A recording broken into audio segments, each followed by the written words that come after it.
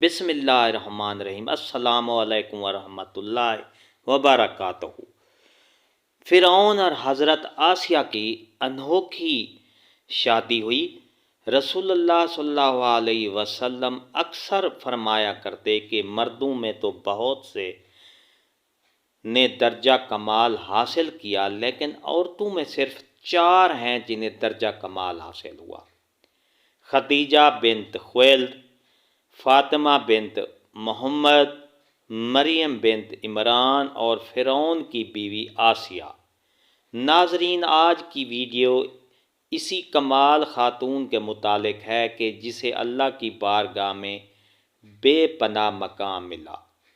اندازہ کیجئے کہ جب آپ کے چاروں طرف فرعونی سپاہی اور خود فرعون کی آپ بیوی ہوں اور پھر آپ کلمہ توحید بلند کریں، کیا ہی خوب عظمت اور ہمت کی بات ہے۔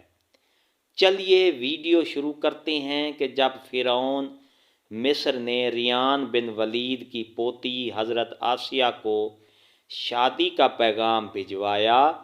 یاد رہے، ریان بن ولید وہی بادشاہ تھا جو حضرت یوسف علیہ السلام کے دور میں تھا، اور وہ حضرت یوسف پر ایمان بھی لایا اور اس نے حضرت یوسف کو عزیز مصر بھی بنا دیا۔ خیر، جب حضرت آسیہ کو فرعون نے شادی کا پیغام دیا تو یہ ان کے والد اور حضرت آسیہ کو بھی ناگوار گزرا، کیونکہ فرعون مصر پہلے دن سے ہی ظلم و بربریت کے لیے مشہور تھا، لیکن فرعون نے اپنی بادشاہت کے زور پر جبراً حضرت آسیہ سے شادی کر لی اور دھمکی دی کہ اگر شادی نہیں کریں گی تو آپ کے والدین کو قتل کر دیا جائے۔ شادی ہونے کے بعد بھی اللہ پاک نے حضرت آسیہ کو فرعون سے محفوظ رکھا اور وہ آپ پر قادر نہ ہوا۔ اس بارے میں مفسرین لکھتے ہیں کہ شادی کی پہلی ہی رات جب فرعون حضرت آسیہ سے ہم بستری کے لیے کمرے میں گیا تو اللہ نے اس پر نیند کا ایسا غلبہ ڈالا کہ وہ ساری رات ہی سویا رہا۔ کچھ کتابوں میں لکھا ہے کہ اللہ نے فرعون کو نامرد کر دیا تھا، جس وجہ سے وہ حضرت آسیہ سے صحبت ہی نہیں کر سکا، اور بعض نے لکھا کہ فرعون کو ایک ایسی عجیب بیماری تھی کہ طبیبوں نے اس کی ساری عمر صحبت سے منع کر دیا۔ دیکھا جائے تو یہ بھی حضرت آسیہ کی ایک طرح سے کرامت بھی تھی کہ اللہ نے انہیں کیسے فرعون کے ناپاک جسم سے محفوظ رکھا۔ بعض روایات میں فرعون کی ایک بیٹی کا ذکر بھی ملتا ہے۔ آپ کو یہ بتاتے چلیں کہ وہ لڑکی انہوں نے کسی سے لے کر پالی تھی۔ نور العرفان پہ 20 القصص تحت آیات سوا 464 مفہوماً ایک رات فرعون نے خواب میں دیکھا کہ اس کا محل نابود ہو گیا ہے۔ خوف و وحشت سے اس کا پورا وجود لرزنے لگا۔ اس نے نجومیوں کو بلا کر ان سے اپنے خواب کی تعبیر پوچھی۔ انہوں نے کہا کہ عنقریب بنی اسرائیل کا ایک بچہ تمہارے محل کو نابود کر دے گا، اس لیے فرعون نے حکم دیا کہ بنی اسرائیل میں جس کے ہاں بھی لڑکا پیدا ہوا ہو اسے فوراً قتل کر دو، لیکن اگر لڑکی پیدا ہو تو اسے قتل نہ کرنا تاکہ ان کی نسل باقی رہے۔ جب حضرت موسیٰ علیہ السلام پیدا ہوئے تو ان کی والدہ نے فرعون کے سپاہیوں کے ڈر سے حضرت موسیٰ علیہ السلام کو ایک صندوق میں رکھ کر دریا میں ڈال دیا۔ دریا سے ایک نہر فرعون کے محل کے پاس سے بہتی تھی۔ یہ صندوق بہتا ہوا اس نہر میں چلا گیا۔ فرعون نے حکم دیا کہ اسے محل میں لا کر کھولا جائے۔ جب صندوق کھولا گیا تو اس سے ایک خوبصورت بچہ نکلا۔ قبطی زبان میں پانی کو منہ اور درخت کو سا کہتے ہیں۔ یہ صندوق پانی اور درختوں کے درمیان پایا گیا تھا، اس وجہ سے حضرت بی بی آسیہ رحمۃ اللہ علیہ نے آپ کا نام موسیٰ رکھا۔ ڈیئر ناظرین، حضرت آسیہ نے جب حضرت موسیٰ علیہ السلام کے چہرے پر نور دیکھا تو انہوں نے حضرت موسیٰ کو اپنا بیٹا بنا لیا اور فرعون سے کہنے لگیں کہ یہ بچہ میری اور تیری آنکھوں کی ٹھنڈک ہے، اسے قتل نہ کرو۔ یہ القصص الانبیاء میں یہ واقعہ ہے۔ لیکن نامرد فرعون کہنے لگا اسے تم رکھ لو، مجھے اس کی کوئی حاجت نہیں۔ حضرت محمد صلی اللہ علیہ وسلم نے فرمایا کہ اگر آسیہ کی طرح فرعون بھی اس بات کا اقرار کرتا کہ یہ بچہ اس کی آنکھوں کی ٹھنڈک ہے تو ضرور اللہ پاک اسے ہدایت عطا فرما دیتا، جیسے آسیہ کو عطا فرمائی۔ حضرت آسیہ سلام اللہ علیہ کو اللہ پاک نے قرآن میں عورتوں کے لیے نمونہ بھی قرار دیا ہے۔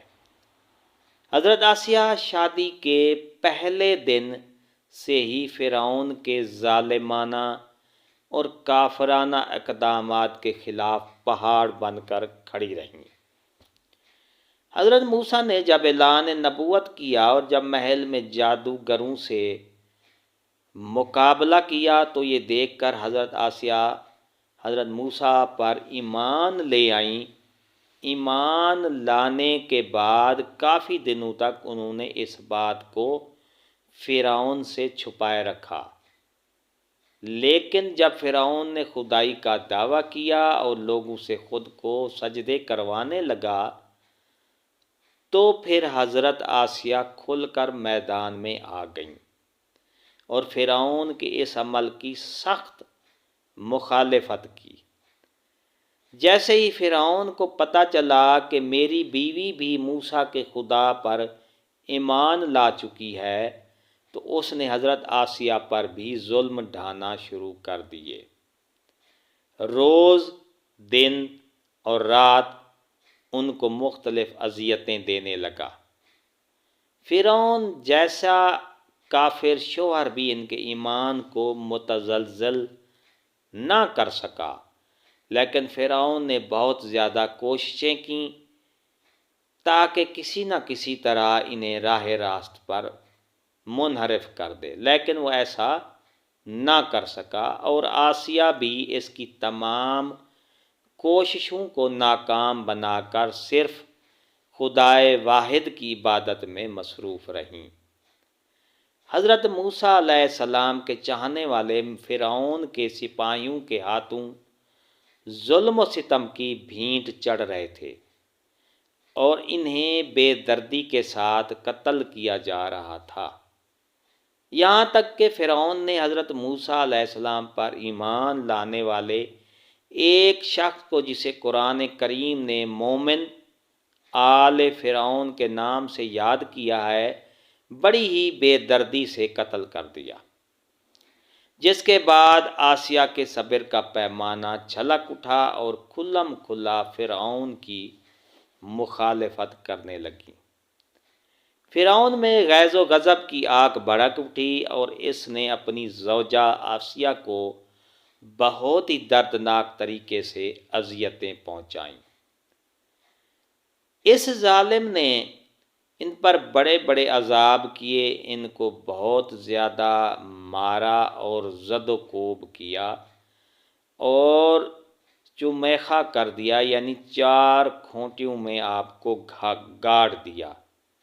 حضرت آسیہ رضی اللہ تعالی عنہا کے چاروں ہاتھوں پیروں میں لوہے کی کیلیں ٹھوک کر چاروں کونوں میں اس طرح جکڑ دیا کہ وہ ہل بھی نہیں سکتی تھی، اور بھاری پتھر آپ کے سینے پر رکھ کر ان کو ریت پر دھوپ میں لٹا دیا اور پانی بند کر دیا۔ اللہ اکبر! ایک دفعہ ذرا سوچے تو صحیح دوستوں کہ تن تنہا عورت اور ظالم و جابر شوہر کا محل ہاتھوں اور پیروں میں کیلیں ٹھوک دی گئی ہیں، گرم ریت پر لٹایا ہوا ہے اور سینے پر ایک بھاری پتھر رکھ دیا گیا، پھر بھی حضرت آسیہ سلام اللہ علیہا ایمان پر عزم و استقلال کے ساتھ ان مصائب کے باوجود قائم و دائم رہیں اور فرعون کے کفر سے خدا کی پناہ چاہی۔ ایک روایت تو ہے کہ فرعون نے حضرت عیسیٰ کی کھال اتروا دی، حضرت آسیہ کی کھال اتروا دی اور پھر ان پر چٹان کو گرا دیا۔ اللہ اکبر، آپ کا مزار پر انوار مصر میں ہی واقع ہے۔ تاریخ انسانی میں حضرت آسیہ کا ایمان پر قائم رہنا، ان کا صبر اور عزم و استقلال ایک بہت بڑا درس ہے۔ اس میں کوئی شک نہیں کہ عورت کے اندر اتنی طاقت موجود ہوتی ہے کہ وہ ہر طرح کے ظلم و ستم کے آگے پہاڑ بن سکتی ہے۔ اللہ پاک سے دعا ہے کہ وہ ہم سب کی بے حساب مغفرت فرمائے۔